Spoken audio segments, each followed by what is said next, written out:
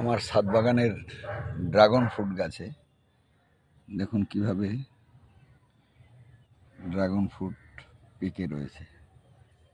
আরও প্রায় 7-8টি আমি এর আগেই তুলে ফেলেছি, এগুলো নিচে নেমে তুলতে হচ্ছে, আরও হচ্ছে।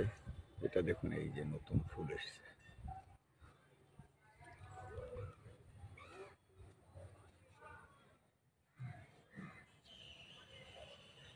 এই যে কাঁঠাল গাছটি দেখতে পাচ্ছেন, এটা কোনো কাঁঠাল হয় না, গাছটি এত বড় হয়েছে। কারো কিছু ওষুধপত্র জানা থাকলে বলবেন, তাইলে আমি গাছটাতে প্রয়োগ করব।